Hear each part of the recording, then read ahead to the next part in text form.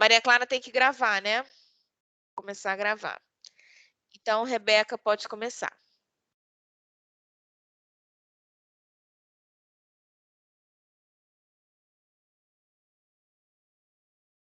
Só estou compartilhando aqui, deixa eu só abrir.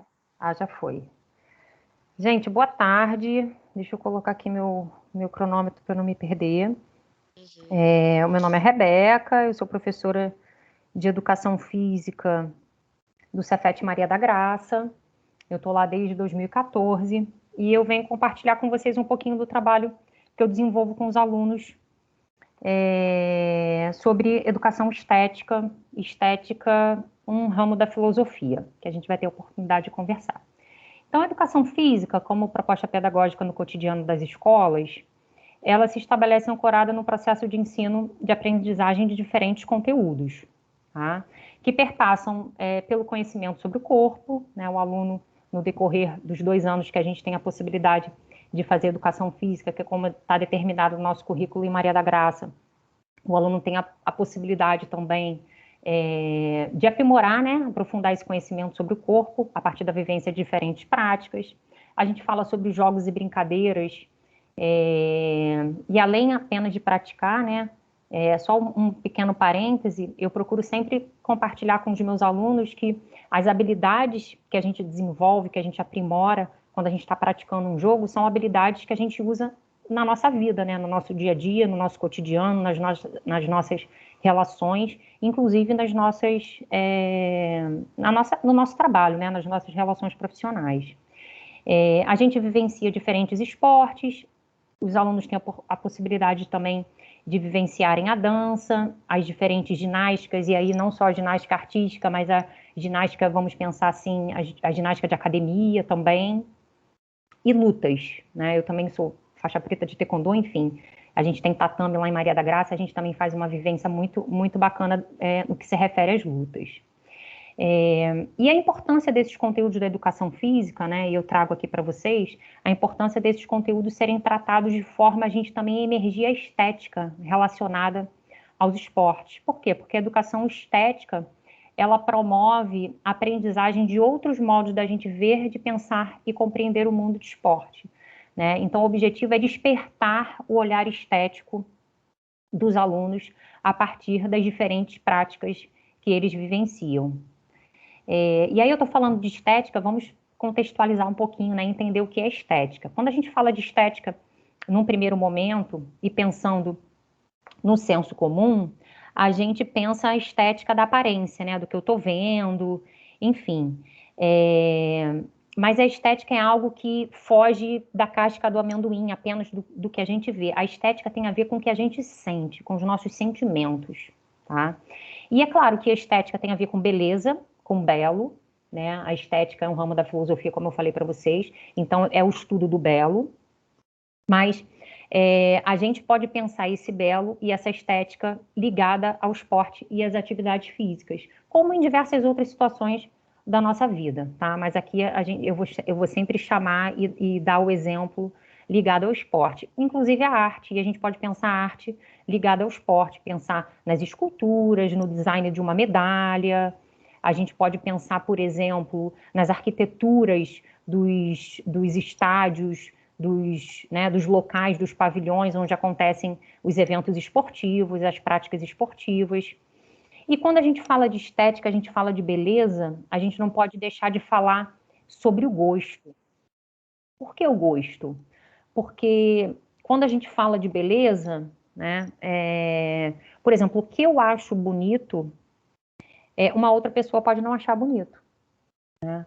E quando a gente fala de beleza, e a gente vai poder entender um pouquinho, conforme a gente for caminhando aqui nos slides, não tem apenas a ver com o que a gente vê, com a gente no ponto de vista do observador, né? Eu estou vendo algo, estou achando bonito, mas o outro pode estar vendo e não está achando aquilo bonito. Mas tem a ver também quando a gente pratica a própria ação esportiva. Então, eu estou vendo um belo movimento e eu estou achando aquele movimento bonito, e uma outra pessoa pode não ter gostado daquele jogo, daquela jogada, não ter achado interessante e não ter despertado nela nenhum sentimento positivo, tá?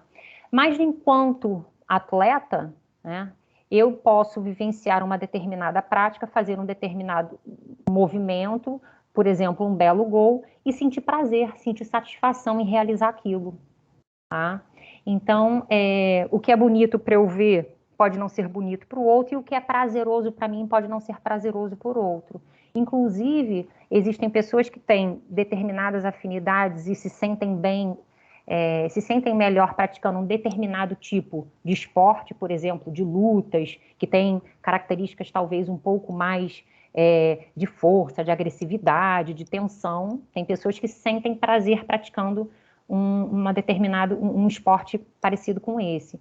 Como tem outras pessoas que, de repente, se sentem melhor e sentem mais prazer praticando, por exemplo, uma ginástica artística, fazendo uma apresentação individual, sem interação com o adversário, tá? Então, a gente, quando fala de estética, a gente fala muito do que a gente está sentindo, observando ou praticando uma determinada modalidade. Então, voltando um pouquinho do que eu falei para vocês, né, do trabalho que eu desenvolvo no Cefet, nas aulas de educação física, a gente está contribuindo para a formação do cidadão.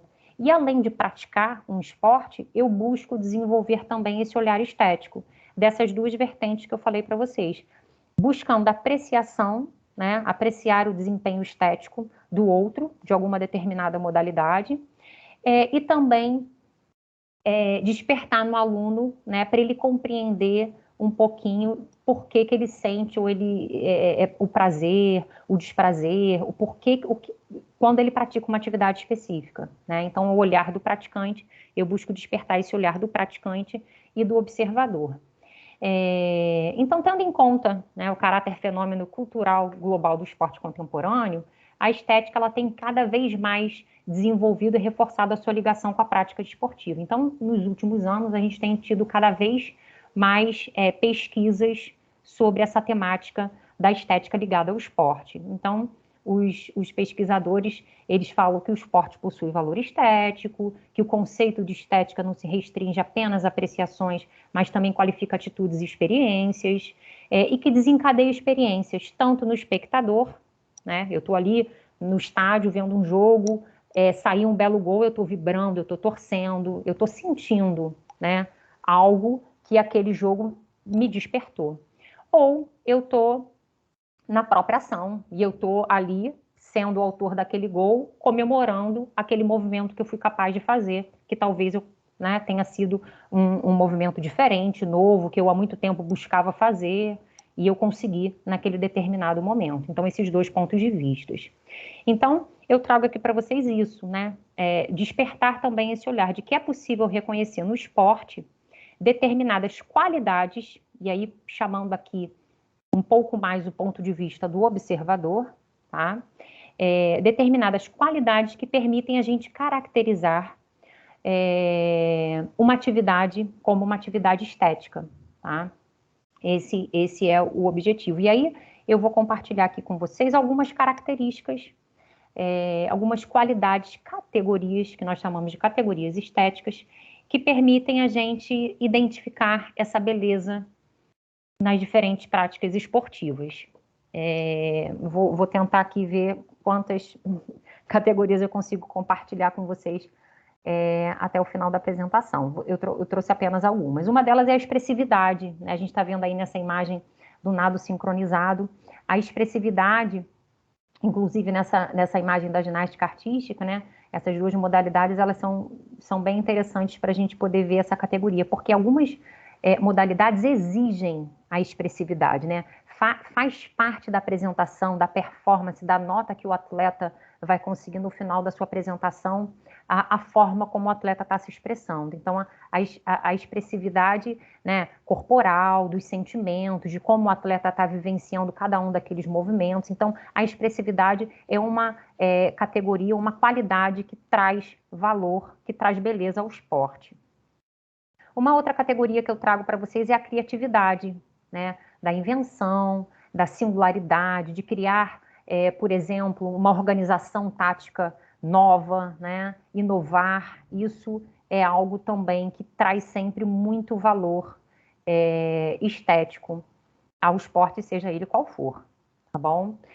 O equilíbrio, ele é uma categoria, assim, que eu particularmente gosto muito, acho bem interessante, porque quando a gente fala de equilíbrio, rapidamente a gente pensa, né, no equilíbrio do corpo, de se manter estático, mas o equilíbrio, ele é interessante quando a gente vê o confronto, por exemplo, entre dois adversários no mesmo nível. É muito bonito ver um jogo quando a gente tem duas boas equipes, com bons jogadores, que a vitória vai ser definida ali no detalhe, né? Em quem vai conseguir ficar o mais próximo da perfeição possível, né? E conseguir fazer a diferença para vencer o adversário. Então, o equilíbrio ele também pode ser visto dessa forma, né? Não apenas da gente se equilibrar. E a perfeição, como eu comentei para vocês, é outra coisa que traz, né, valor, que traz beleza ao esporte. Por quê? Porque a perfeição é algo que os atletas estão a todo momento buscando, né? Fazer um movimento perfeito, um gol que tenha aquele drible que você está tentando há muito tempo e não consegue. Então, a mestria esportiva é algo também muito bonito de se ver nos esportes. A elegância também, né? Os movimentos elegantes, um atleta elegante. E a elegância, como a expressividade, como eu comentei para vocês, ela pode ser planejada, né? Ou espontânea, dependendo do esporte. Talvez seja necessário, como naquelas apresentações que a gente falou, né? A elegância ela é avaliada também e é, ela é pertinente para o desenrolar, dependendo do esporte. Uma outra categoria estética que é bem interessante também é o ritmo, né? O ritmo da performance. Às vezes a gente tem um ritmo, por exemplo, como a gente está vendo na ginástica artística, da ginástica rítmica, desculpa, da interação com a música e o movimento, né? O ritmo ele está presente nas ações e no jogo, né? A gente às vezes vê um jogo que acontece num ritmo mais elevado, os jogadores estão se movimentando, estão buscando a defesa, o ataque, eles querem fazer o gol. Então, às vezes a gente vê um jogo num ritmo mais acelerado e às vezes a gente pode ver um jogo mais lento, dependendo da forma como as equipes estão, ou uma própria equipe, né, pode estar num ritmo mais lento e se a outra está num ritmo mais superior e mais organizado, ela vai conseguir se sobrepor. Então, o ritmo, ele também pode estar sendo visto por essas diferentes possibilidades. Eu tenho o quê? Mais 2 minutinhos, eu acho, né? Tem a Você força. tem 3 minutos.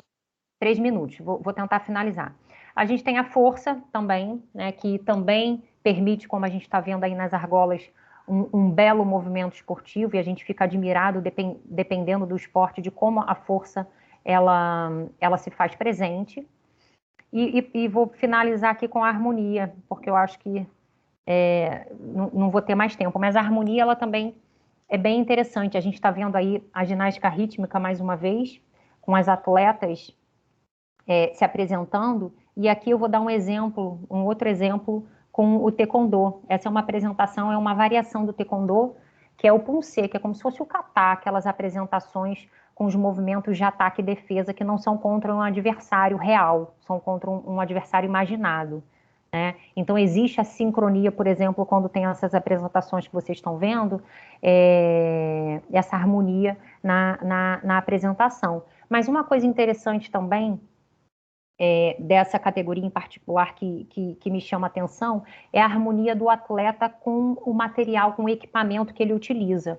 E aí, pensando o taekwondo, a vertente da luta, do que tem nas Olimpíadas, né, na competição, no confronto entre dois adversários, o atleta de taekwondo, ele luta com capacete, com protetor de tronco, no cotovelo, na perna, e o atleta ele está tão acostumado a treinar com esses equipamentos, que quando ele chega na competição, ele já incorporou, aquilo faz parte do corpo dele, ele não sente que ele está com um capacete, como se a gente colocasse agora e fosse começar a treinar, a gente talvez se sentisse um robô, né? E essa harmonia com o equipamento, isso também contribui para a fluidez dos movimentos, para a apresentação, porque no taekwondo a gente faz movimentos, né, saltos, chutes muito altos, com rotações. Então, essa harmonia com o equipamento ela é muito importante para o desenrolar do esporte, tá? Aqui também tem a amplitude, mas em síntese, né, para fechar, o meu objetivo aqui era compartilhar isso, né, a importância da educação estética, trazer para vocês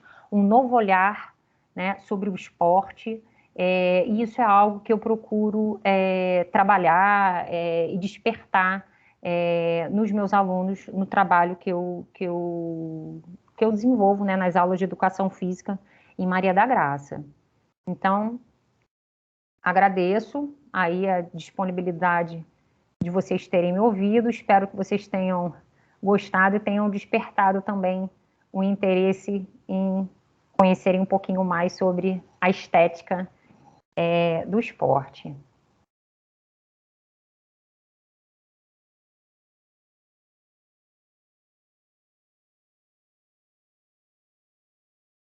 Finalizei, passo a palavra e estou aí à disposição caso alguém queira perguntar alguma coisa.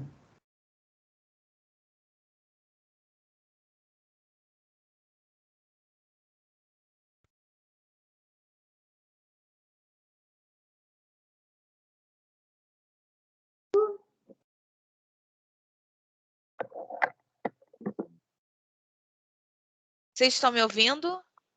Agora eu estou, Luane, estou E eu ouvindo sim. estava falando o maior tempão, Rebeca, agradecendo a sua Não, apresentação. não estávamos ouvindo. Ah, meu Deus, agradeci sua apresentação, foi dentro do tempo, obrigada. As perguntas Obrigada. serão feitas no final das apresentações, Ah, tá? no final para todo mundo. Isso, para todo mundo. Então, a Perfeito. gente vai dar sequência, já que a gente já está com todos os apresentadores na sala. O próximo trabalho, experiências de integração nos anais do Seminário Nacional do Ensino Médio Integrado. O que se pode aprender com elas? Instituição Cefet RJ Campus Nova Iguaçu, Marta Máximo Pereira. Apresentadores mediadores, Marcelo Gonçalves da Silva Júnior. Marta, quando quiser, pode Oi, começar. Luane. Obrigada mais uma vez. Boa tarde. Desculpem aí o atraso, porque eu estava na outra apresentação com a Luana, na JIP, pessoas fazendo perguntas e a gente respondendo, aí não dava para entrar aqui. Peço desculpas aí pelo atraso. Tá? Vou compartilhar a tela aqui. Então, esse trabalho, né, ele é do meu orientando, o Marcelo Gonçalves Júnior, que é aluno do segundo ano do ensino médio integrado em telecomunicações, bolsista dos Jovens Talentos da FAPERJ, né?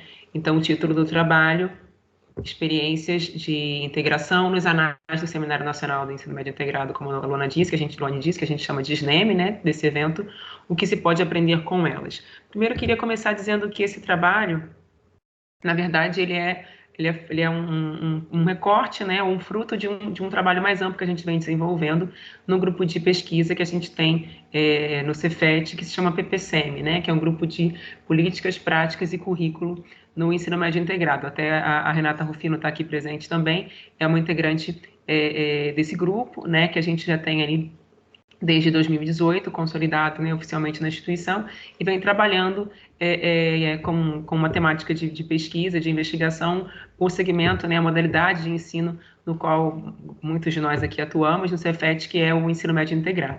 Né? Então, esse grupo faz esse trabalho, e à medida que a gente consegue, né, orientando e vai aí se incorporando a essa temática, né? Alguns de nós já tinham essa temática como uma temática de pesquisa, outros não era o meu caso, então eu comecei a me aproximar desse tema por conta do grupo, né, e consequentemente trazendo também os orientandos, né. Então, o objeto de estudo do Marcelo são os anais desse Seminário Nacional do Ensino Médio Integrado, que é um evento que aconteceu em 2017 e em 2018, que reuniu, né, trabalhos de diferentes institutos federais e Cefets, ou seja, integrantes da rede federal de educação profissional, científica e tecnológica, e a gente analisa esses trabalhos, né, que estão disponíveis aqui no site do evento, nos anais, né?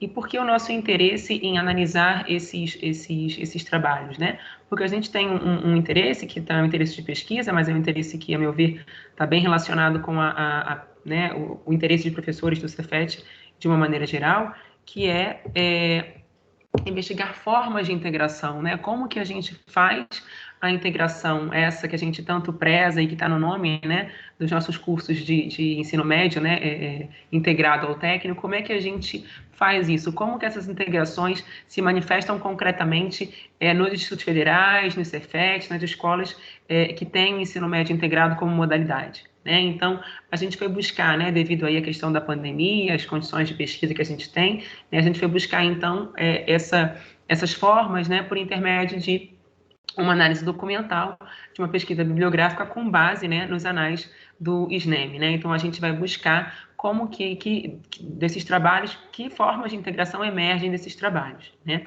E para fazer isso, né, claro, a gente tem como base teórica de fundo, eu não consigo nunca tirar essa barrinha aqui de cima, gente, para poder mostrar, mas eu ia mostrar para vocês aqui, né, a capinha de um artigo que a gente tem como base e referência, que é o Choque Teórico da Politecnia, do Saviani, né, que é um artigo de base, de referência, que é de onde a gente entende a concepção de integração para olhar esse trabalho, e também no grupo de pesquisa, é aquela que fundamenta o nosso entendimento sobre a questão da integração. Tá? Não consegui abrir ali por uma incompetência minha de não saber tirar essa barrinha daqui para poder mostrar, mas de todo modo está por ali. Né? Então, como é que o Marcelo está fazendo isso? Né? A pesquisa dele está em andamento ainda, a bolsa vai até fevereiro, né?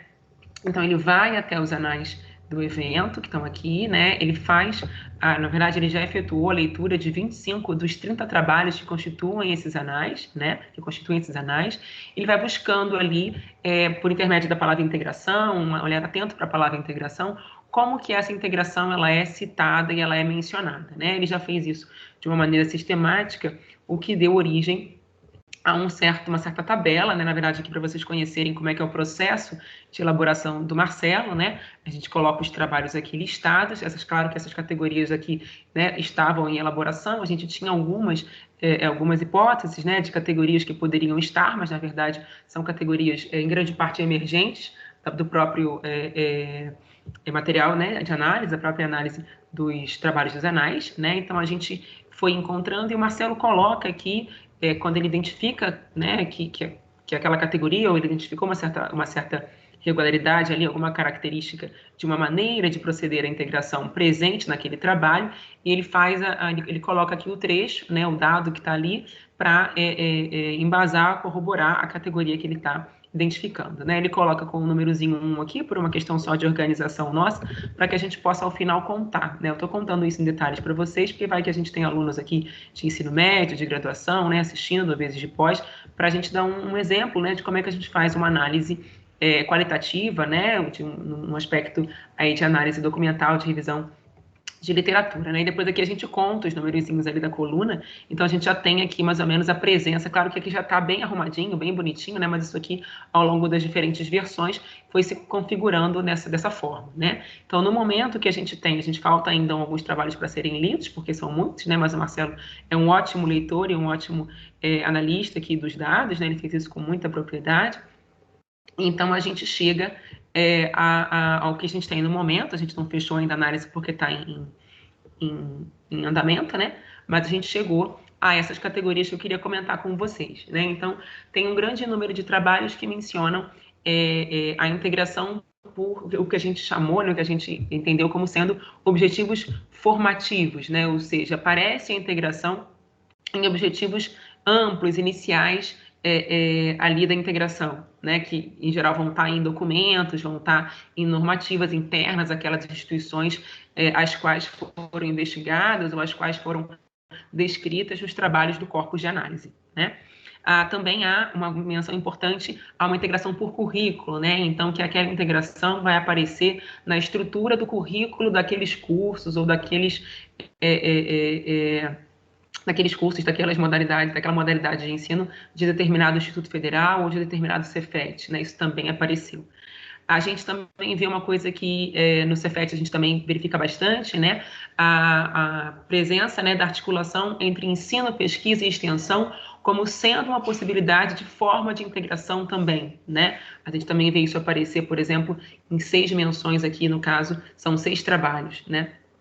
quando há uma coisa importante, a nossa categorização, a gente conta por categoria, né? Se eu tiver mais de um dado na mesma categoria, num certo trabalho, eu conto só uma vez, né? De modo que essas aqui são as menções nos artigos, né? Pode ter mais de uma menção, mas são menções por artigo, tá?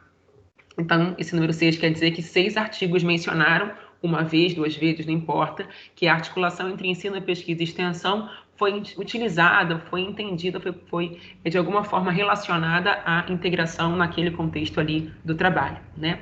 Uma coisa que nos chamou a atenção, que é uma categoria até recente, mas ela está bastante presente aqui, a Marcelo também chamou a atenção, na verdade, ele chamou a atenção minha para isso, que foi a presença, né, de se entender que a integração poderia acontecer no âmbito da formação de professores, né?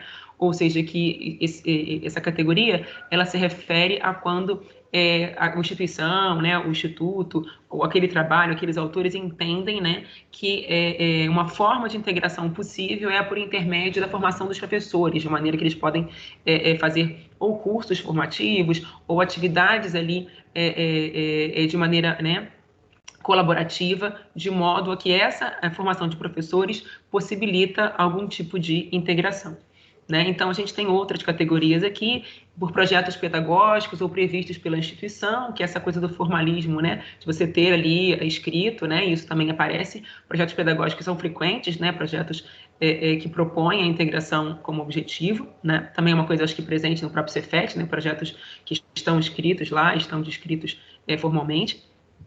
Uma integração também que a gente conhece em geral com frequência, também foi citada aqui, né? A integração pela interdisciplinaridade, isso aparece, né? A defesa de que há integrações quando a interdisciplinaridade acontece, né? Há também uma questão que é ligeiramente sutil, né? Mas que seria a integração por disciplinas, né? Que é quando a gente tem artigos que citam que há trabalhos entre uma disciplina e a outra disciplina, né? Então, que você teria 2 disciplinas ali, que essas 2 disciplinas poderiam gerar, em alguma medida, para algum certo tema, uma integração, né? E assim vai também, conteúdos de ensino também foram mencionados como sendo possibilidades de integração. Temos aqui menos menções, mas uma integração por iniciativa dos professores ou por ação dos professores, isso também foi citado uma única vez, como que os professores, isso foi, quer dizer, não que esses outros aqui, né, que por disciplinas, que os professores não façam, né, mas é quando é mencionado que foi a iniciativa do professor, independentemente da disciplina, que gerou a integração. Quando o artigo falou isso, a gente categorizou desse modo e ainda um único artigo defendeu ou mencionou ali a integração, que o uso das tecnologias de informação e comunicação, das TICs, que isso levaria, né, a uma forma também de integração num dado contexto, né? E aí, bom, quem está ouvindo pode estar se perguntando, mas qual é o objetivo de a gente conhecer essas, né, de categorizar esses trabalhos e fazer uma pesquisa acadêmica, né, de revisão de literatura nessa temática, né? Então, a gente tem algumas justificativas e algumas implicações que a gente gostaria de, em alguma medida, tirar desse trabalho, né? Então, uma coisa que a mim pessoalmente me inquieta, né, como professora e também como pesquisadora, é justamente diante da defesa, né, do ensino médio integrado, nas suas bases teóricas, naquilo que a gente considera como importante na formação dos estudantes, de uma maneira crítica, emancipadora, né, como que a gente consegue materializar isso, né, de alguma maneira aproximar isso mais da nossa realidade escolar, né? Isso é um desafio para nós. Então, o que a gente buscou nesse trabalho, né? Se aproximar de colegas que fazem isso, como nós, assim como nós, né? Desses relatos, e ver que formas são possíveis, que formas aparecem, né? É claro que a gente está considerando aqui o corpus de análise, então a gente está considerando que os autores dos trabalhos escreveram nesses seus trabalhos, né? O que pode não ser exatamente aquilo que eles realizam nas suas práticas, né? Então, há artigos que são mais de aplicação de determinadas de situações de integração, de projetos e tudo, e há também artigos teóricos nesse corpus, né? Então, a gente não fez nenhuma distinção dessa natureza, né? Mas, como são artigos do Simpósio Nacional do Ensino Médio Integrado, que é um evento integrado, né, por profissionais de educação dos institutos federais e dos Cefets, então a gente acredita que já há uma proximidade com a nossa linha de atuação e com o nosso trabalho prático, né, no nosso cotidiano escolar, e que, portanto, olhar para e levantar, né, essas formas de integração que a gente verifica presente nesses trabalhos, que essas formas podem nos auxiliar, né, nos orientar, nos dar algum norte de como que a gente pode se aproximar desse desafio, de como que a gente pode também, não é que a gente vai seguir exatamente igual, mas como que a gente pode construir caminhos para, de fato, conseguir formas de integração também que sejam adequadas para nós. Então, eu espero que ao final do trabalho do Marcelo a gente possa apontar para isso, né? Não termino ainda, mas que a gente possa apontar para formas de integração que são mencionadas, que são citadas, que são realizadas, de modo que nós, como Cefet, que nós, como professores também da rede, da modalidade, possamos nos inspirar nessas formas para ver aquelas que, porventura, sejam mais adequadas para nós e nosso contexto, para que a gente possa também, mais bem, realizar a modalidade essa na qual a gente está inserido como docente ou como profissional da educação ali de uma maneira geral. Então, eu não vou me alongar muito, acho que já está. Eu quero conversar com os colegas aí que estão me ouvindo, com os colegas, os alunos, os colegas também. Só vou compartilhar a tela final aqui com vocês para agradecer a vocês pela atenção, de pedir desculpas mais uma vez pelo atraso, agradecer a FAPERJ, né, pela bolsa do Marcelo concedida, e deixar os contatos aí, mas a gente está sempre se encontrando por aí, né, pessoal? Obrigada. Obrigada, Marta. As perguntas, né, como eu falei, vão ser feitas após as... desculpa. Então tá bom. As apresentações, né? Então, a gente vai agora para o trabalho Os Desafios de Ensino Remoto na Educação Básica, um estudo de caso, do Cefet Campus Nova Iguaçu, coordenação Luane da Costa Pinto Lins Fragoso, apresentador Rodrigo Henrique Rodrigues de Lourdes Veloso Filho. Rodrigo, quando estiver pronto, à vontade, tá?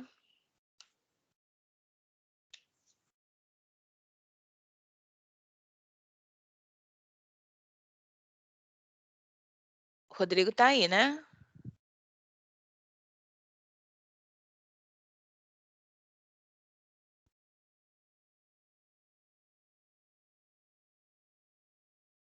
Ele está precisando entrar, Maria Clara. Você conseguiu habilitar ele para entrar? Não, você está na sala, precisa liberar para botar o PowerPoint, né? Oi, tudo bem? Sim, estamos escutando agora. Tudo bem, eu vou colocar aqui para apresentar então. Tá ótimo. Obrigada, Maria Clara. Já conseguem ver? Sim, tá pequeno, Rodrigo. Melhor? Não consegue colocar o slide de tela cheia, não? Eu acho que não está em tela cheia. Agora foi. Foi? Posso começar? Pode. Tá bem. Boa tarde, gente. Meu nome é Rodrigo Henrique. Eu vou estar palestrando aqui. Nessa palestra aqui, o título é Os Desafios do Ensino Remoto na Educação Básica, um estudo de casos. Eu sou o palestrante e a minha orientadora é Luane da Costa Pinto Lins Fragoso. Então, aqui eu fiz um pequeno sumário do que a gente vai falar. Vamos fazer primeiramente a contextualização. A presente apresentação é fruto do projeto de pesquisa do Programa de Jovem Talentos, no qual eu recebo bolsa, sou bolsista. Esse projeto promove o desenvolvimento de pesquisas que têm interesse em analisar o comportamento dos estudantes de modo geral. Então, esse aqui é um tipo de pesquisa para analisar o comportamento dos nossos estudantes. Então, os objetivos desse projeto. Esse projeto tem por objetivo abordar pontos relevantes para a área da educação, em específico o ensino à distância. Dentre eles, destacam-se a democratização do acesso à educação por meio das mídias digitais e novas tecnologias, ou seja, como os estudantes vão ter acesso à educação por meio da tecnologia. As dificuldades de implementação dessa modalidade, inclusive, principalmente a adaptação dos alunos, infraestrutura e recursos necessários para a viabilidade de tal modalidade e investigar o perfil do alunado face às competências tecnológicas necessárias para a inserção de um modelo de ensino à distância. Então, a metodologia dessa pesquisa foi a seguinte. A metodologia seguida nesse projeto foi a de formulação de um questionário com perguntas relacionadas ao aporte de equipamentos dos alunos, conexão à internet, ambiente de estudo, aprendizagem, material, tempo de estudo e a opinião quanto ao ensino médio remoto emergencial. Então, esse questionário foi realizado no Google Forms e foi passado para os alunos responderem. Então, houve o recolhimento das respostas no próprio formulário que o Google dá, e foi feito o tabulamento de dados referente às respostas e análise dos dados tabelados e conclusões. Então, aqui tem a caracterização dos respondentes. No caso, a pesquisa, ela, de forma total, foi direcionada a todos os alunos de todos os cursos, certo? Entretanto, essa apresentação expõe somente os alunos do ensino, do curso de enfermagem. Tudo bem? E aí vem as questões relacionadas ao dispositivo de estudo e a conexão à internet. Então, eu separei aqui cada slide falando um pouquinho de cada pergunta que foi feita no nosso formulário. Então, a primeira pergunta: você possui dispositivos capazes de realizar todas as atividades requisitadas pelo ensino remoto? E aí todos os respondentes disseram que sim. E aí vem aqui um outro gráfico dizendo os tipos de dispositivos que os alunos responderam que tem. Então, majoritariamente, o celular, no caso com 24 respondentes, 11 possuem computador e 11 possuem notebook. Então, alguns alunos possuem mais de um dispositivo. Alguns têm celular e notebook, ou celular e computador. Então, a próxima pergunta: você concorreu ao auxílio dispositivo fornecido pelo Cefet? Em cada afirmativo foi contemplado? O auxílio adquirido foi suficiente para a aquisição de recursos que possibilitassem a sua participação das atividades remotas? Então, aí, nessa pergunta, somente um respondeu sim para todas as respostas. E aí, como foi distribuído isso? Dos 30 respondentes, que não concorreram foram 17, e os que concorreram foram 13. Dos que concorreram, 10 foram contemplados, e 3 não foram. Desses 10 contemplados, somente um aluno disse que foi suficiente para adquirir o dispositivo, mediante esse auxílio. Então, você possui internet estável que permite sua participação em todas as atividades requisitadas pelo ensino remoto? E aí, 19 pessoas responderam que sim, possui internet estável, que é aquela internet que você consegue acessar as coisas, não fica travando, nada assim. 11 pessoas disseram que não receberam, que não possuem a internet estável. E aí vem uma pauta que em caso de falta de energia ou queda de sinal de internet, que é muito comum nas regiões de Nova Iguaçu, principalmente, você tem condições de continuar a realização das atividades via dados móveis? E aí, 23 dos 30 respondentes disseram que não, que é um dado bem alarmante, né? E aí vem as conclusões em relação ao dispositivo de estudo e a conexão com a internet.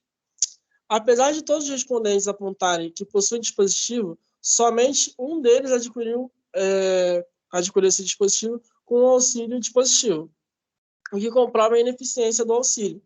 Então, o auxílio acaba não sendo tão eficiente quanto poderia ser.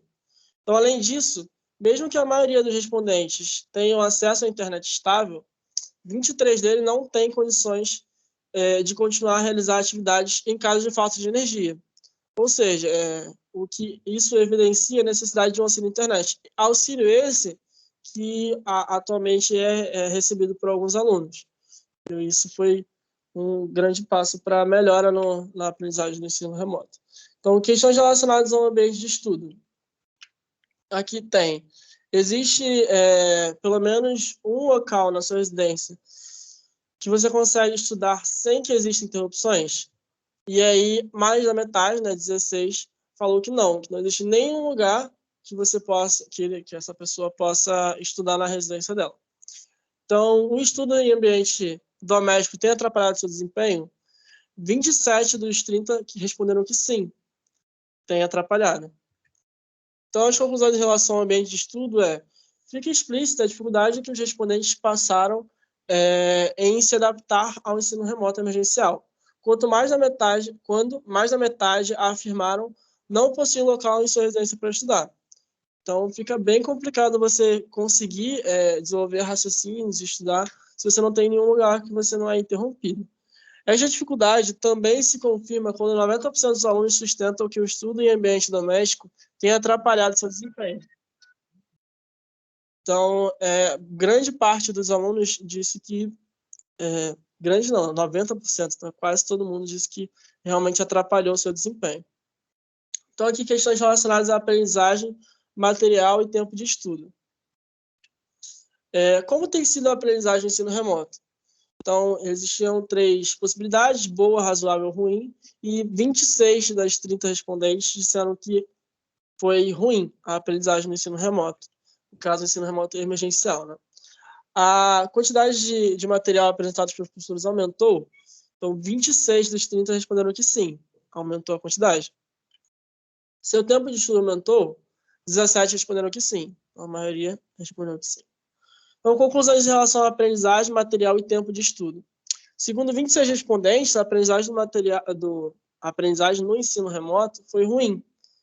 Isso se dá por alguns motivos. Dentre eles, está o aumento de material apresentado pelos professores, já que quanto maior a quantidade de material, menor o tempo de apreciação a cada um deles. Então, se você tem mais material, automaticamente você tem menos tempo para dedicar a cada material. Acaba que você não consegue apreciar a totalidade da aprendizagem que você poderia ter em cada material. E, dentre outros motivos, né, a aprendizagem não foi tão boa quanto poderia vir a ser. Então, o ponto de equilíbrio está no tempo de estudo, já que pouco mais da metade respondeu que sim. Esse equilíbrio se dá pois alguns alunos já dedicavam uma grande parte do seu tempo em seus estudos, e isso se manteve no ensino remoto. Então, por mais que você tenha um aumento no material, o tempo de estudo não oscilou tanto, porque os alunos do Cefet sempre dedicaram muito do seu tempo ao estudo. Então, questões relacionadas ao ensino remoto. Então, aqui a gente fala um pouco mais da opinião dos alunos. Você acredita que o ensino remoto é uma alternativa positiva para o retorno às aulas? Então, 18 dos 30 responderam que sim, foi positivo. E, em sua opinião, o ensino remoto pode ser incorporado aos cursos técnicos integrados ao nível médio do Cefet Rio de Janeiro, formando no futuro um modelo híbrido de ensino? E aí, 23 dos 30 responderam que não. Então, quais conclusões a gente pode ter em relação ao ensino remoto?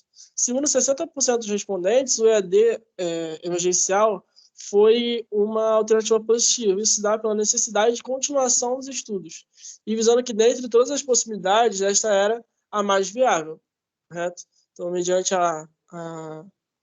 ao estado que a gente estava passando, ao período que a gente estava passando, com as condições que a gente tinha, essa era a possibilidade mais viável.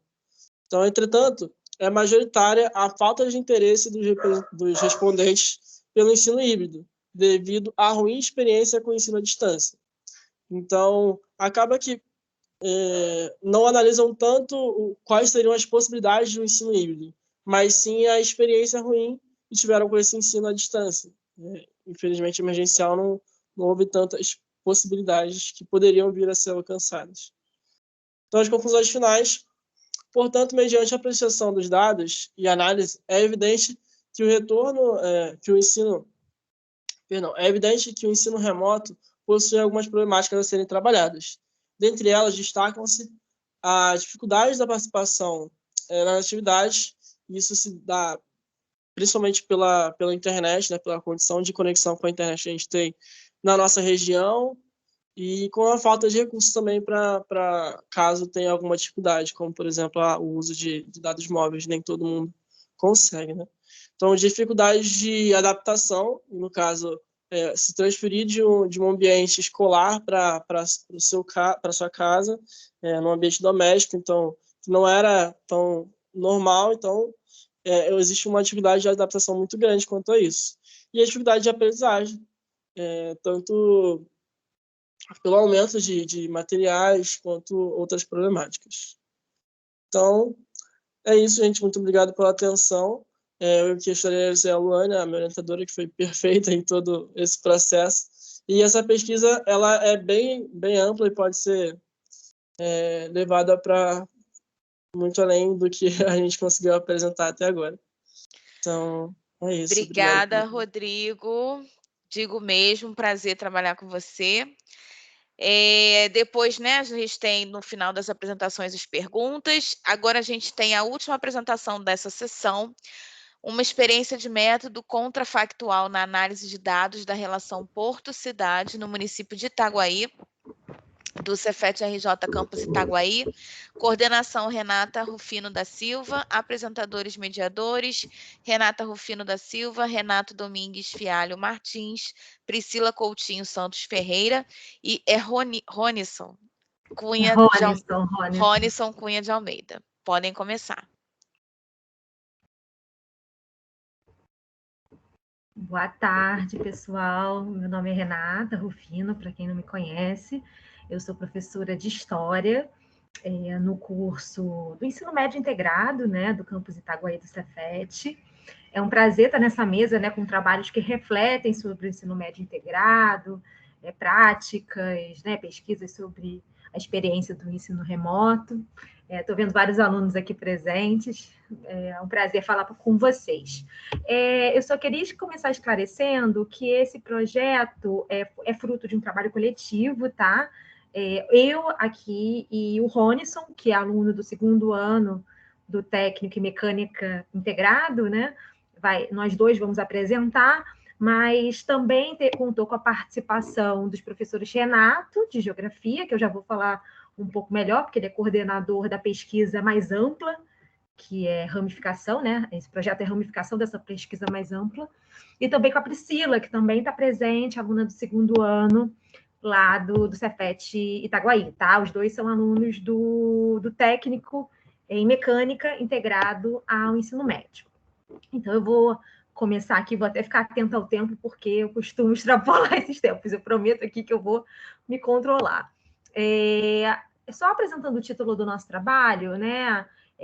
Aqui a gente vai fazer uma experiência, né? A gente vai apresentar, na verdade, essa experiência do método contrafactual na análise de dados da relação porto-cidade no município de Itaguaí. Talvez esteja um pouco confuso para quem não conhece o tema. Eu vou devagar e eu acho que a gente vai destrinchar, né? Primeiro, eu preciso falar desse projeto mais amplo.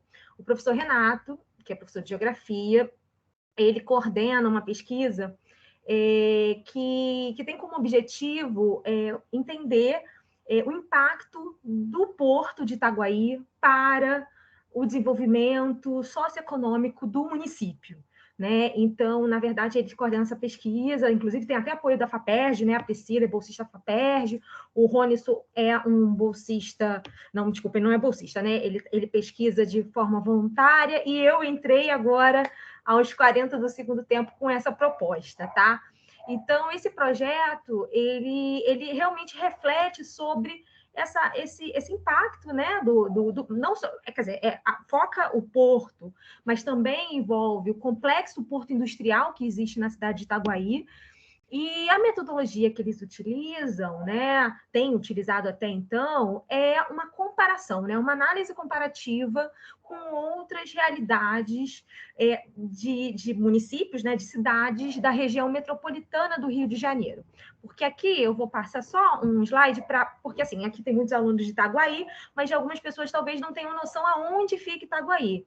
Itaguaí, gente, é um município que faz parte da região metropolitana do estado do Rio de Janeiro. Ele faz divisa ali com a zona oeste do Rio, né, com Santa Cruz, mas também com outros municípios, como Seropédica. Aliás, Seropédica já pertenceu a Itaguaí, e no século XX se emancipou, faz divisa também com Mangaratiba. Então, é um local muito estratégico, tá? Porque, por exemplo, a unidade do Cefet fica na rodovia Rio Santos, né? Uma rodovia que liga Rio-São Paulo. Hoje tem o Arco Metropolitano, né? Que alguns talvez já tenham passado por ele, que tem uma conexão com a Via Dutra. E, enfim, é uma região estratégica, tá? Que a Itaguaí é banhado pela Baía de Sepetiba, como vocês podem observar aqui. E tanto que eu e Renato, eu, professor Renato, né, e a professora aluna de Sociologia, a gente está participando, né, de um laboratório. Quer dizer, na verdade, o laboratório ainda não existe formalmente, mas ele já existe na prática, que é o LEBASE, né, que é o Laboratório de Estudos Sócio-Históricos Espaciais do entorno da Baía Sepetiba. Então, a gente tem desenvolvido trabalhos desde que a gente entrou praticamente, né, no Cefet Itaguaí, desde 2015, pensando na história, na geografia local. Então, cabe esse esclarecimento. Então, deixa eu voltar aqui. Então, assim, diante dessa pesquisa mais ampla, né, que é justamente entender o impacto do porto, eu fiz uma proposta para o Renato e para o Ronison, para a Priscila, para a gente não mudar a metodologia, mas fazer um exercício, né, com uma nova metodologia baseado no que é chamado de história contrafactual, que é o seguinte, é uma modalidade muito nova, inclusive um pouco polêmica, como eu já vou falar, mas que ajuda a gente justamente refletir sobre o que é o interesse, né, principal da pesquisa, que são esses efeitos e desdobramentos na construção do porto, tá? Então, eu vou passar aqui para vocês entenderem o que é essa história contrafactual ou história virtual, que eu não sei se vocês já ouviram falar. No Brasil, é polêmico. Na verdade, assim, há poucos trabalhos ainda que fazem uso desse método, mas, por exemplo, não sei se Marta, né, conhece, há já trabalhos, experiências, Marta, na história das ciências, né, que a Marta tem né, trabalhos sobre isso, na história da ciência isso já está começando a entrar, e esse método ele é muito marcante no cenário anglo-saxão, ou seja, já existem trabalhos nos Estados Unidos, na Inglaterra, utilizando esse método. Então, o que é esse método, né? A história contrafactual ou história virtual? É trabalhar com possibilidades, né? Com alternativas históricas, mas essas alternativas históricas, pessoal, é só ter um cuidado, não estão completamente no acaso, assim, não é um cálculo de probabilidades, elas são baseadas em fontes históricas, em dados, né? Essas alternativas elas têm que ser possíveis, elas têm que ser plausíveis, tá? E na verdade, esse método, ele está começando, a Marta falando que já ouviu falar, né? Porque ele é bem experimental mesmo, assim. Eu até fazendo pesquisa para compartilhar com o pessoal do grupo, eu achei alguns trabalhos no campo da história da ciência, mas é bem recente. E essas análises, gente, de qualquer forma, assim, esse método ele ajuda muito no momento da pesquisa, quando a gente formula as hipóteses, por exemplo, né? Qualquer, né, projeto científico, a gente tem a parte da formulação das hipóteses, né, do tipo de análise. Então, a gente pensando assim, a gente pode usar o método factual, contrafactual, perdão, nessa parte da formulação das hipóteses e outras partes da pesquisa. Por isso que, em geral, ele é muito utilizado em pesquisas em desenvolvimento, né? Então, assim, é um meio, como eu, né, deixei aqui bem claro, é um meio, não é um fim. E o inspirador desse trabalho nosso aqui, né? Porque no Brasil, como eu disse, ainda é um pouco polêmico, as pessoas têm um pouco de resistência, porque, gente, a gente não pode confundir isso com negacionismo ou revisionismo, tá? Que infelizmente, né, a gente vive um momento muito difícil em relação a isso, pessoas que negam o Holocausto, negam a ditadura, negam, né? Não é isso. A partir do que aconteceu, pensar em alternativas. Não é negacionismo, tá, gente? A história é contrafactual. Então, um exemplo, né, que é um dos poucos que a gente tem aqui no Brasil, que talvez seja um dos mais conhecidos, foi um texto do professor José Murilo de Carvalho, né, professor emérito da UFRJ, da História, e ele trabalhou com uma alternativa histórica, que é bem interessante, assim, eu sempre passo para os alunos, que na ocasião dos 200 anos da transferência da corte portuguesa para o Rio de Janeiro, em 1808, ele trabalha com essa seguinte hipótese. E aí, se o Dom João não tivesse vindo, qual seria o impacto disso para o Rio de Janeiro, para o Brasil? Enfim, então ele desenvolve toda uma análise ali bem interessante. Esse texto eu tenho, se alguém tiver interesse, depois eu posso até disponibilizá-lo. Então, deixa eu partir aqui para as nossas hipóteses, né? Porque essa parte eu vou dividir com o Ronison. Eu estou vendo que eu já faltam 5 minutos, né? Ronison, vou tentar sintetizar aqui para te dar tempo. Então, assim, o exercício qual foi? Imaginem, né, que não houve a construção de um porto, só contextualizando, esse porto de Itaguaí, ele existe há muitos séculos, né? Inclusive, ele era conhecido como o Porto de Sepetiba. Só que nos anos 80, o porto ele ganhou um novo estatuto e foi reformado, praticamente uma reinauguração, né? Em 1982, ali no período de redemocratização do Brasil. Então, vamos supor que isso não tivesse ocorrido, né? Quais seriam os impactos disso? Então, assim, a gente começou nas nossas reuniões, né? O Renato, Priscila, Rony, a gente começou a refletir e tentar pensar nessas alternativas históricas, né?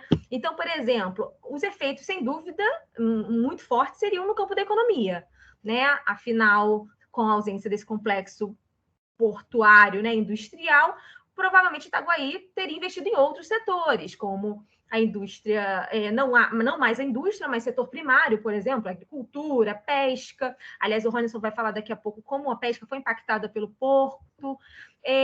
Pensando no Porto de Itaguaí, que há uma concentração de atividades envolvidas em relação aos minérios de ferro, né? A exportação de minérios de ferro. Isso impacta no orçamento municipal, então, provavelmente, o orçamento seria diferente. Uma questão interessante é que, mesmo, gente, com todos esses investimentos, né, porque esse discurso desenvolvimentista que fala e que gera empregos, né, a gente vai também chegar um pouco à conclusão que isso também invisibiliza os conflitos socioambientais que existem no município de Itaguaí. Isso o Ronison vai falar melhor, mas eu não vou me alongar. Mas, de qualquer forma, um dado interessante, né, que foi coletado pela pesquisa, né, coordenada pelo professor Renato, é que o IDH, por exemplo, de Itaguaí é muito baixo, mesmo com todo esse investimento que há nesse complexo portuário. Então, provavelmente, isso talvez não teria grandes mudanças, né? E, finalmente, eu vou resumir aqui, acho que vocês estão conseguindo ler, mas só por conta do tempo, a questão da Costa Verde, né? Porque Itaguaí, por vezes, né, ao longo da história, fez parte da região metropolitana do Rio de Janeiro e teve momentos que não fazia parte, né? Então, provavelmente, a gente acredita que teria um perfil mais parecido com a Costa Verde, Mangaratiba, Angra dos Reis. Então, um perfil econômico, a própria questão, por exemplo, do turismo, que é algo que em Itaguaí é subdimensionado, né? Não tem um estímulo. Provavelmente a gente acredita que poderia ser diferente. Aliás, por essa razão, né, a gente também teria um impacto no entorno, né? Afinal, como a gente disse, Itaguaí está numa região estratégica de área de divisa, né, com o Rio de Janeiro, com essa cidade da Costa Verde, então provavelmente teria um impacto em todo o entorno ali. Então, eu vou passar para o Ronison para falar da parte aqui final das nossas hipóteses. Ronison, desculpa aí a extensão da fala. Nada, professora. Também vou tentar ser o mais breve possível, né? Obrigado. E boa tarde a todos. Estarei apresentando essas outras hipóteses, essas questões mais gerais que poderiam acontecer no município caso o porto não tivesse sido implantado. Começando pela situação ambiental, né? Itaguaí sofre com problemas ambientais desde a implantação do porto. Um histórico muito grande e um histórico muito grande relacionado a isso. E um exemplo que eu posso citar é o lançamento irregular de ferro na Baía de Sepetiba, que ocorreu esse ano em abril. Essa matéria eu acabei citando numa das minhas apresentações. Mas não quer dizer que, sem a presença do porto, esses problemas ambientais iriam desaparecer, né? Provavelmente Itaguaí deixaria de ser tão poluente quanto mas ainda iria sofrer de certos impactos. Exemplo disso é o caso da companhia Ingá, que é responsável por causar seríssimos danos ambientais à Baía de Sepetiba por anos, que ela foi, no caso, foi estabelecida no município antes mesmo da reinauguração do porto, então não podemos relacionar esses impactos ao porto. E quanto à situação de zona de sacrifício, né, caso que eu apresentei em outra reunião ontem, seria relativo definir o que seria de Itaguaí, pois depende muito de quanta força, entre aspas, teria a economia de Itaguaí para resistir à industrialização de borda, que acabaria chegando no município uma hora ou outra, porque se manter na economia agrícola, né, na região metropolitana seria bem complicado. Quanto à sociedade, o município seria menos prejudicado, se posso assim dizer, com reflexos mais moderados e alguns números mais modestos do que vemos na situação atual de Itaguaí. Por exemplo, o crescimento populacional não seria tão disparado como foi de alguns anos para cá, que a gente vemos alguns desses dados, e o crescimento populacional de Itaguaí é muito maior comparado ao da região metropolitana. E a cidade não teria os números alarmantes das taxas de homicídio, que é uma das maiores da região, nessas hipóteses que a gente crê. Consequências mais aparentes que poderiam acontecer seriam quanto à colônia japonesa, que a cidade teria, que teria a chance de crescer muito essa colônia, no caso, crescer muito mais e ser muito maior do que ela é atualmente. Itaguaí tem essa questão. Também podemos citar a situação dos pescadores, que não teriam sido deslocados de suas áreas de pesca por conta de atividades industriais. Quanto à educação e cultura, nesse quesito há mais espaço para se discutir, mais possibilidades. Se Itaguaí é atualmente a cidade do Porto, que lema isso seguiria, né? Poderíamos destacar a agricultura como no município tendo foco econômico muito grande nessa área, nesse caso. Ela poderia crescer e virar a maior da região, apenas supondo. O ecoturismo ganharia espaço também, já que o município iria começar a focar em proteger a sua economia agrícola, de certa forma. Isso poderia acabar acontecendo.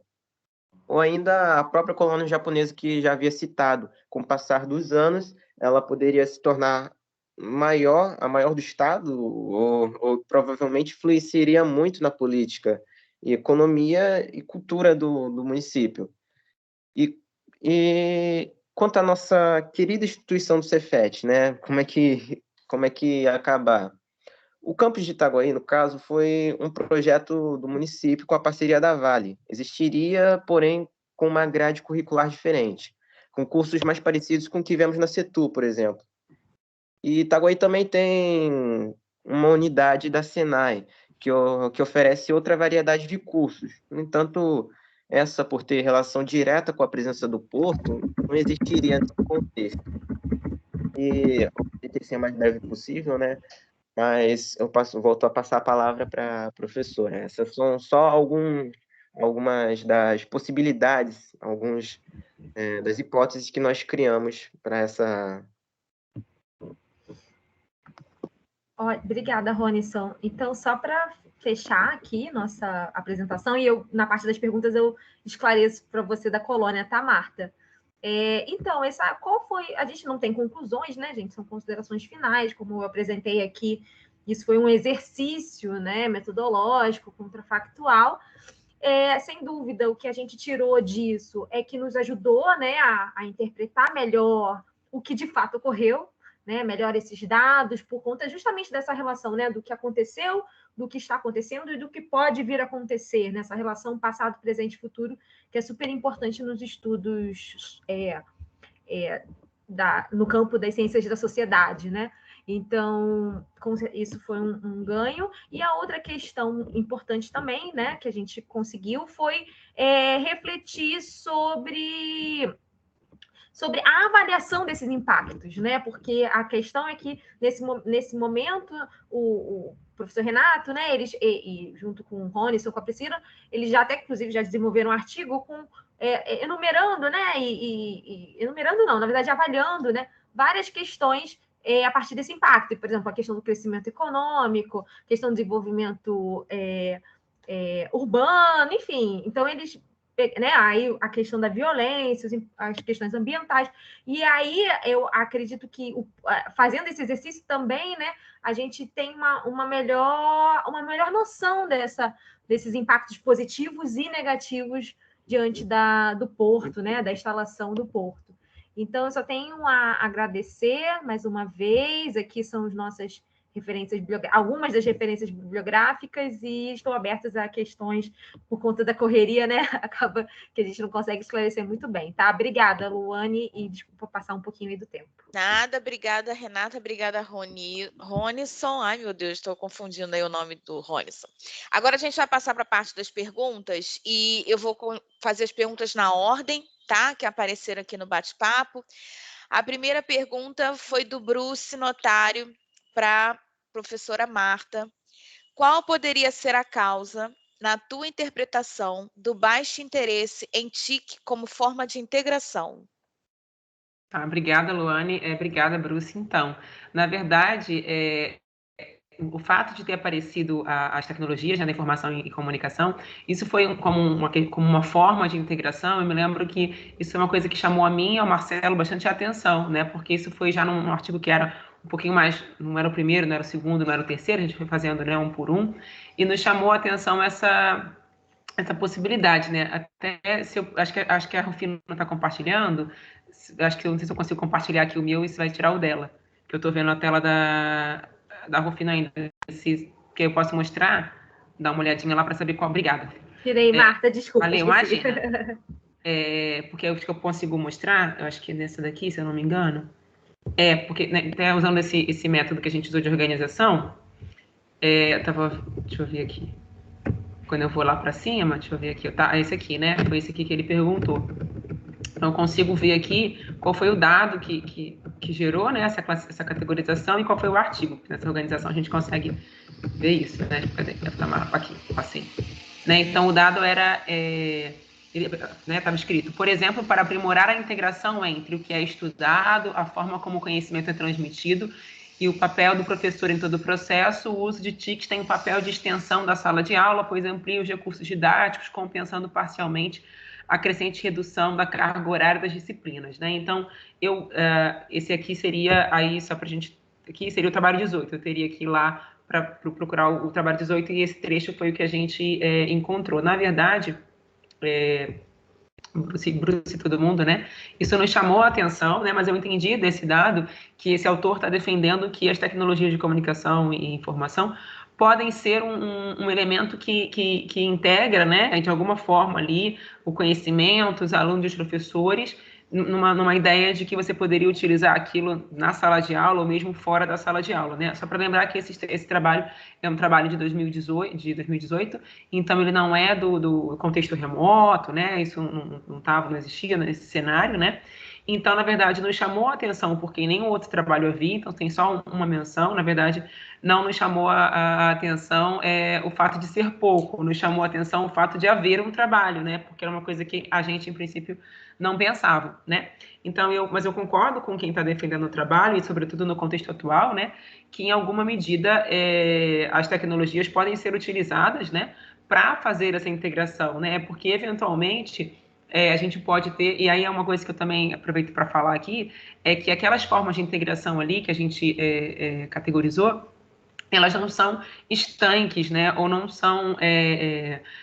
não quer dizer que uma exista e a outra não possa existir, né? Numa mesma atividade ou no mesmo trabalho. Não sei se ficou claro, mas até quando a gente olha mesmo o próprio quadro, a tabela, né, que o Marcelo construiu, a gente observa que tem uma série de trabalhos que apresentam mais de uma dessas categorias, né? Só para a gente ter, né? Então, quando a gente tem dados nessa categoria e dados nessa categoria, no trabalho 16, por exemplo, né? Então, o que a gente observa é que, ao longo dos trabalhos, a gente vê uma série, né? Alguns com 3, 4.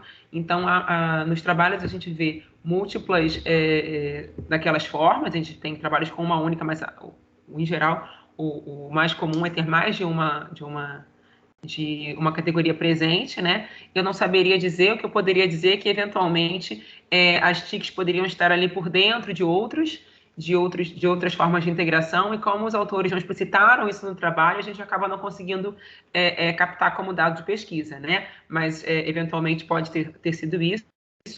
Ou se não, acho que fica aí para a gente apontar um baixo número como alguma coisa que também é importante para que a gente possa pensar isso como uma possibilidade também de passar a incorporar mais isso, sobretudo agora nesse contexto que a gente está, e que isso pode ser incorporado em projetos, né? Pode ser um projeto com TIC, baseado, né, com formas de interação via TIC, por exemplo, né? Ou posso ter, sei lá, uma atividade interdisciplinar com essa, então isso pode ser combinado também. Mas eu não saberia dizer por que esse baixo número, não, assim, né? Não saberia muito explicar por quê. Obrigada, Marta. Uma outra pergunta também do Bruce, direcionada ao Rodrigo. Rodrigo, bem interessante tua apresentação. Entendi que foi uma pesquisa focada nos alunos. Posso estar errado, pois perdi um pouco do início. O que te impediu de perguntar aos professores? Existe essa possibilidade em vista? Verificar qual é a visão dos professores e talvez cruzar com os dados obtidos dos alunos? Rodrigo está aí, né?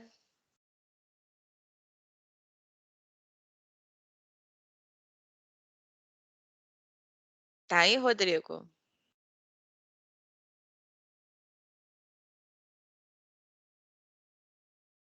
Rodrigo?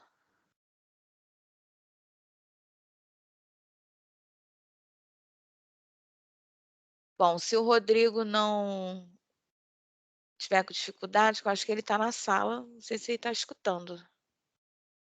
Eu posso responder a pergunta, para a gente não perder tempo. O que acontece, Bruce? Ah, ele respondeu no chat? Tá, eu vou responder então. Falou só 1 minuto. Ah, oi, só 1 minuto, tá. Bom, eu vou adiantando aqui. O que acontece? A gente fez a pesquisa realmente, né? Esse primeiro recorte foi focado nos alunos, nas perspectivas e no que estava acontecendo com eles nesse cenário do ensino remoto. A gente a gente vislumbra, sim, fazer uma pesquisa com os professores que até agora não foi feita, por questões de tempo mesmo, né? E pela questão do enfoque ser a parte dos alunos, mas a gente vislumbra essa possibilidade. E, na verdade, assim, não teve nada que impediu, na verdade, a gente priorizou a primeira parte da pesquisa feita com os alunos, né, para depois entrar nessa questão dos professores, e aí, né, no final, cruzar os dados. Lembrando que a gente fez a pesquisa com os 4 cursos técnicos que tem no campus de Nova Iguaçu, que é automação industrial, informática, enfermagem e telecomunicações. Para essa apresentação, a gente escolheu fazer um recorte e usar os dados do colegiado, do curso de enfermagem, por ter sido o curso que a gente teve maior número de respondentes. Então, foi isso. Mas, assim, foram muitos dados, a gente tem muitos dados, né? E a intenção é trabalhar bastante nessa temática ainda, com diferentes perspectivas, né? Analisando também por curso, se essa seria uma realidade encontrada em todos os cursos, a visão dos professores, cruzar os dados, né, de alunos e professores. Então, isso são os próximos encaminhamentos da pesquisa. Obrigada aí pela pergunta. Tem agora a... Rodrigo, já respondi, tranquilo. Tem a questão da Renata. Não, da Marta, pedindo para a Renata e para o Rony falarem um pouquinho mais a respeito da comunidade japonesa, é isso? Acho que foi isso, Luane. Eu posso falar, e se o Ronison quiser complementar, é porque foi o seguinte, no início do século XX, Marta e pessoal, né? Não sei se vocês conhecem, houve uma imigração japonesa para o município de Itaguaí. Na verdade, foi ali nos anos 30, se não me engano, foi 39. E houve uma colônia japonesa na região. Itaguaí, até o século XX, né? Tinha uma prática, né, de agricultura em produtos como laranja, banana, quiabo, enfim, né, era um abastecimento mesmo para a cidade do Rio de Janeiro. E essa colônia japonesa, ela investiu muito nesse setor primário. Então, assim, pensando em outras possibilidades, né, alternativas históricas, do que poderia ser valorizado em relação a Itaguaí, né, porque hoje o lema da cidade é a cidade do Porto. Tá? Itaguaí é lema da prefeitura, é mais do que do governo, né? Da prefeitura mesmo de Itaguaí. Então, a gente pensando em outras possibilidades que poderiam ser, né, outras características do município, a gente lembrou logo da colônia japonesa, porque tanto que tem muitos alunos de origem japonesa no Cefet, né? Sempre, em todas as turmas, tem algum aluno que né, descendente, né, desses imigrantes que vieram no início do século XX. Então, por isso que a gente conjecturou que isso poderia ser algo explorado, porque hoje o que é explorado em relação a Itaguaí não é o turismo, não é a agricultura, é justamente o porto. Tanto que em 2008, né, quando os 200 anos da chegada da família real, a Acadêmicos de Santa Cruz fez um samba enredo, comemorando também os dois eventos, né, a chegada da família real, a abertura dos portos e também exaltando a cidade de Itaguaí. Então, essa coisa do porto é muito forte lá, né? Esse aspecto, né? Essa valorização do porto, né? Desse complexo porto industrial que existe na cidade. Então, Marta, a gente citou a colônia japonesa nesse sentido, que poderia ser abordado algo que hoje quase não é explorado, né? Até que quando Itaguaí fez 200 anos, isso estava lá, mas assim, passou batido. Hoje em dia, as pessoas até esquecem que foi um núcleo dessa imigração japonesa. Entendi, Rufino, obrigada. Eu confesso que eu nunca tinha ouvido falar de que tinha japonês em Itaguaí. Eu, né, moro em Campo Grande, sou uma pessoa aqui próxima geograficamente, né? E eu falei, como assim? Nunca tinha ouvido falar, muito interessante, assim, tem alguns sabia. sítios, tem alguns sítios que as pessoas comemoram aniversário, fazem festas desses imigrantes. Tem um tal de Jonosaki, não é? Jonosaki, o Ronison sabe falar melhor. Eu agora esqueci o nome acho que é. Não, eu acho que é o Jonosaki mesmo. Jonosaki, né? Tem, além desses sítios, né, também tem alguns pequenos empreendimentos aqui pelo centro, algumas lojas, principalmente. E a gente pensou que, no caso, como o porto, a presença do porto e a industrialização meio que deixou meio que não deu mais espaço para essa comunidade crescer, a gente pensou que ela teria mais liberdade para meio que, entre aspas, dominar a região, né? Com mais empreendimentos e falando de forma cultural também. Mas mesmo assim, né, é bem grande. Acabou tudo voltado para o porto. Então, todas as outras áreas em Itaguaí que poderiam ser exploradas não são atualmente. São quase, como a gente diz, né, silenciadas, invisibilizadas, porque tudo se concentra em relação ao porto, né, Ronison, que vive lá, enfim, que vive como morador, né, além de aluno do Cefet, é morador, fala-se bastante sobre isso, né? De fato, só em algumas situações que a gente acaba por lembrar, né? Como a senhora disse, são questões muito esquecidas e acabamos mais valorizando a presença do porto e a industrialização, sempre nesse quesito de desenvolver a cidade. Mas é isso, a senhora falou perfeitamente, não tenho muito o que completar. Luane, tem alguma pergunta na sequência? Eu podia fazer mais um comentário para o Ronilson e para a Renata? Pode fazer um comentário e depois eu tenho uma pergunta para a Rebeca. Legal. Então, na verdade, queria primeiro, parabenizar a Renata, Renato, né, a Ronilson, os outros alunos aí que integram, muito, muito bacana, não sabia do trabalho da Renata, a gente conhece de outros trabalhos, não conhecia desse trabalho especificamente, né? É porque ele é novo, Marta. Muito legal, e essa coisa do contrafactual achei interessante, né, de fazer esse exercício de pensamento, né, de coisas que poderiam não ter acontecido, isso é uma coisa interessante. Eu queria, na verdade, dizer que essa ideia, né, de investigar o local onde está o Cefet, eu acho que isso faz muito sentido para quem trabalha, mas sobretudo para quem estuda, né, então acho que é um potencial aí do Ronilson e depois de outros alunos, né, que porventura venham a refletir sobre a sua realidade, né, mediante um conhecimento da história, da geografia, de como que isso é importante. Então, eu queria parabenizar por essa iniciativa de estudar o próprio entorno, né. E aí, nessa perspectiva, eu queria saber, diante do que o Ronilson falou, em que pé está essa questão do porto, assim, isso é, de fato, um motor, assim, quer dizer, há uma propaganda, isso é a imagem, isso silencia as outras formas ali econômicas de vida, ou outras formas, mas em que pé está isso hoje, assim, ele está ativo, as pessoas trabalham, os alunos do Cefet se engajam de alguma medida, aqueles que desejam, como é que está, assim, como é que está essa simbologia do porto hoje? Vocês têm alguma informação? Talvez Renato saiba alguma coisa também? O Ronilson pode falar do fechamento do porto, Rona, se você quiser comentar, que você falou ontem. Eu posso complementar. Que no caso não seria um fechamento, né? Foi uma questão ambiental que aconteceu. Mas é que o Itaguaí tem uma grande... A gente, o professor Renato também pode comentar melhor sobre isso depois, caso ele queira completar.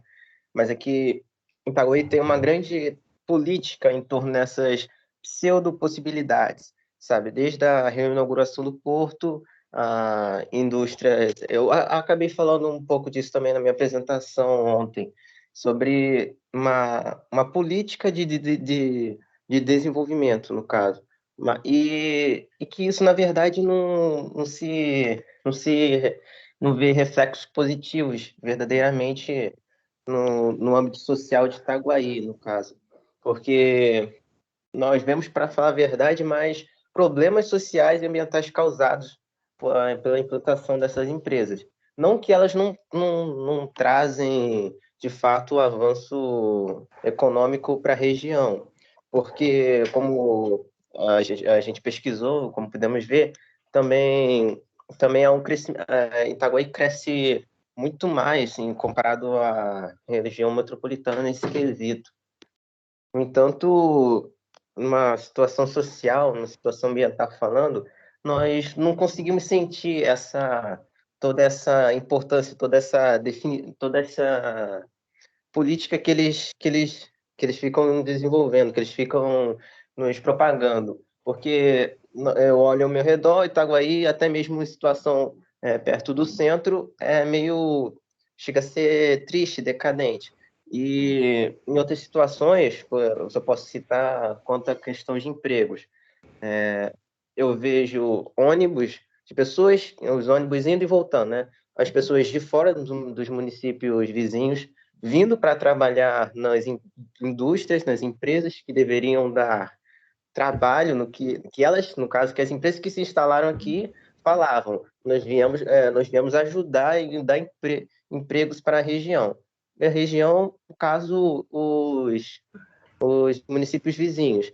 E quem mora, de fato, em Itaguaí, acaba por trabalhar nos pequenos empreendimentos, nas pequenas empresas e nos municípios vizinhos. Então, é um processo estranho. Eu consigo observar isso. Os ônibus vêm de fora com moradores das cidades vizinhas, e os ônibus vão com trabalhadores nossos. E isso vai bem contra com que a política desenvolvimentista acaba falando, né? O professor Renato parece estar querendo falar, por favor. Pessoal, boa tarde, né? Então, a pergunta da Marta, né? Vou tentar responder. A gente fez um trabalho, né? E a gente publicou num seminário de economia lá na Rural, né? E fala basicamente sobre isso, né? Sobre o impacto do porto, né? Da presença do porto sobre o município, né? Sobre a cidade. E é um impacto muito significativo, né? Tipo, a cidade hoje, né, do ponto de vista econômico, né, ela depende muito da presença do porto. Isso a gente vê em questões, indicadores financeiros, econômicos, né? A receita per capita, ou seja, tudo que o município arrecada, se a gente analisar a receita per capita, ela é a maior de toda a região metropolitana, né? O que é muito expressivo, né? E mesmo municípios bem maiores, né, do que Itaguaí. E o mesmo ocorre quando vê, por exemplo, PIB per capita, né? Ou seja, o tamanho da economia pela população, que é uma população de dimensões modestas se comparado a outros municípios da região metropolitana, né? Então, do ponto de vista do impacto no universo financeiro, econômico, é bem evidente, né? E isso a gente verifica também o impacto do ponto de vista da demografia, né? Tipo, a população de Itaguaí, desde os anos 80, cresceu bastante, foi um dos municípios que, do ponto de vista demográfico, mais cresceu, e também da população urbana, né? Que na década de 80, Itaguaí era um município majoritariamente rural, né? E essa virada foi justamente a partir dos anos 80, com a chegada do porto, né? E o porto também atraindo outros investimentos, né? Nos setores industriais. Agora, quando a gente analisa os impactos no campo do social, né? A gente verifica que isso não tem se transformado, pelo menos assim até agora, né? Sei lá, depois de 40 anos de Porto, né, a gente não tem se transformado em ganho, em conquistas para a população de Itaguaí. A gente analisou IDH, por exemplo, o IDEB, né, que é da área de educação, né, assim, os resultados que a gente, até mesmo quando a gente analisa, por exemplo, violência, né, por exemplo, o Itaguaí é um dos municípios mais violentos de uma região que já é violenta, que é a região metropolitana, né? Mesmo comparando com municípios que são tradicionalmente assim mais associados à violência na Baixada Fluminense, né? Então, assim, do ponto de vista dos indicadores da sociedade, assim, isso ainda não chegou, ou não chegou, não deve chegar, né? E essa pesquisa ainda está caminhando, né? A gente vai avançar por outros indicadores, né? Se alguém se interessar, eu até tem o artigo, né, que a gente apresentou, e aí dá um panorama nesse sentido. Então, é isso. Obrigada, Renata, Renato, Obrigada. Marta. Temos 5 minutinhos para finalizar a sessão. Vou fazer uma pergunta, então, para a professora Rebeca. Rebeca, é uma curiosidade mesmo, né, que você falou da questão da educação estética como conteúdo da educação física. Vocês trabalharam esses conteúdos também no formato remoto? Há uma diferença, né, quando você trabalha essa educação estética no formato remoto no presencial? Tiveram alguma dificuldade para dar continuidade ao trabalho? Luane, obrigada pela pergunta. Na verdade, eu tenho trabalhado a temática, né, de forma teórica nas aulas de educação física, todos os assuntos de forma teórica, então eu continuo trabalhando, mas é claro que na prática é diferente, né? Quando a gente está na quadra, quando os alunos estão vivenciando as experiências, a gente está, né, a todo momento instigando o aluno a pensar sobre esses assuntos, sobre as vivências que eles têm, e eu também não compartilhei com vocês porque eu quis muito apresentar a estética, né? Mas eu fiz uma entrevista com os alunos antes da gente começar essa situação da pandemia, que eu acabei não compartilhando, que foi, eu passei um questionário para os alunos do primeiro ano que estavam ingressando, né? E fiz algumas perguntas chaves para eles sobre a estética, sobre o que eles entendiam, sobre o que eles achavam que era estética. E a maior parte dos alunos me respondeu com a questão, indo de encontro àquilo que eu compartilhei com vocês sobre a estética do senso comum, né? De identificar a estética como algo ligado ao treinamento, à força muscular, né? Ao desempenho motor nesse sentido. E quando eu entrevistei os alunos que estavam no terceiro ano, que já tinham passado por 2 anos de educação física e que eu já tinha buscado desenvolver esse olhar com os alunos, eles já tiveram um outro olhar, né? Já começaram a falar de sensações, de sentimentos, de como é importante a gente observar os movimentos e identificar no esporte, né? Todas essas qualidades. Então, isso também é uma coisa interessante do trabalho, né, que a gente consegue desenvolver ao longo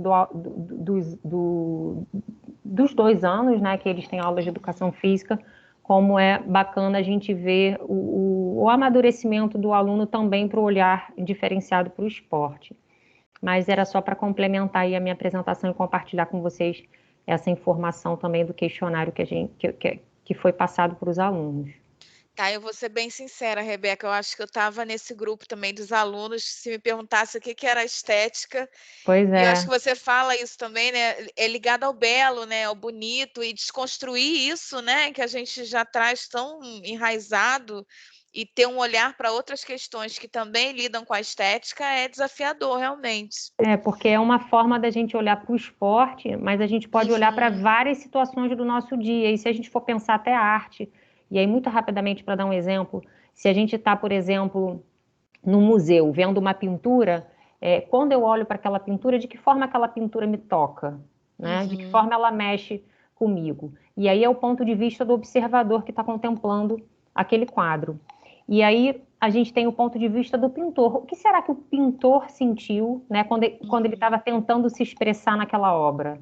Né? Isso tem a ver com essas experiências e com essas sensações, e isso é estética, né? Então era isso que eu queria compartilhar com vocês, esse olhar da estética.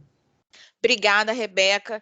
Bom, gente, 15 horas, quase 15 horas, né? 2h59, então a gente encerra a nossa sessão por aqui. Agradeço a todos os participantes, aos apresentadores que estiveram presentes. Não esquecer de preencher a lista de presença que está no Google Forms. Nossa monitora Maria Clara disponibilizou o link. Preencham, principalmente o público, né, ouvinte, para vocês ganharem a certificação. Tá bom? Obrigada a todos. Então, declaro encerrada a sessão Grupo 2 sobre educação nessa tarde e sigam participando da CPEX, que vai até sexta-feira, dia 22. Obrigada a todos. Obrigada, Maria Clara, pelo suporte.